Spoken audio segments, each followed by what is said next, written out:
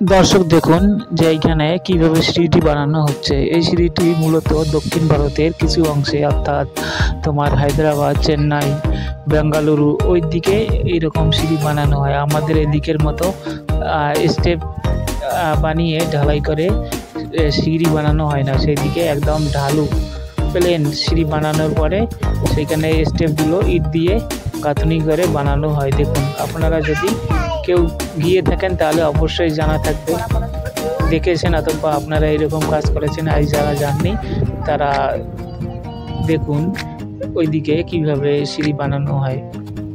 দেখুন, এটা কিন্তু একটি শিক্ষণীয় বিষয় যে সেদিকে গেলে আপনারা হয়তো হঠাৎ করে এইরকম সিঁড়ি বানাতে পারবেন না।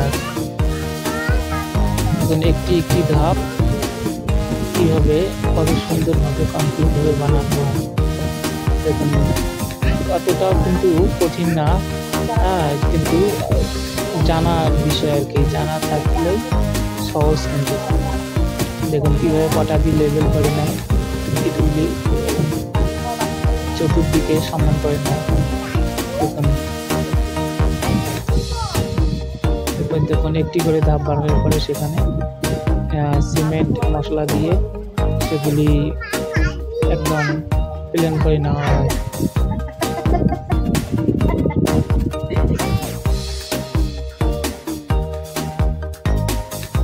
এইভাবে দেখুন, যখন ধাপ দিয়ে বেশি উপরের দিকে উঠবে তখন কিন্তু গোটা ইট যদি আপনার দিয়ে না মেলে তাহলে কিন্তু ইটগুলো কেটে টুকরো করে নিতে হবে। অর্থাৎ ইটগুলোকে দুই ভাগ করে নিয়ে তারপর সেই খালটিগুলো লেগে তার লাগানোর পরে সেখানে সামনে টুকরো বেশি করতে থাকলে টুকরো কিছু দিয়ে তারপর মশলা দিয়ে সমান করে নিতে হবে।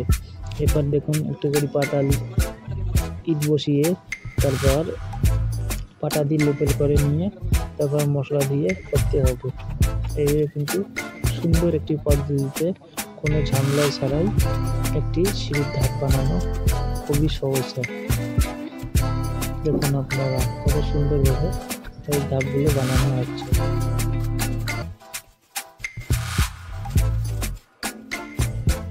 দেখুন এইভাবে কিন্তু সুন্দরভাবে স্টেপগুলো বানানো হচ্ছে।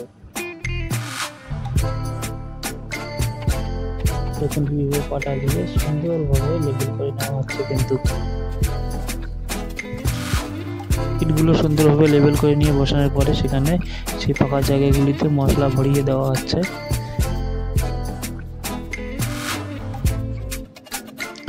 এরপর আমরা যাচ্ছি শেষের ধাপের দিকে, সেখানে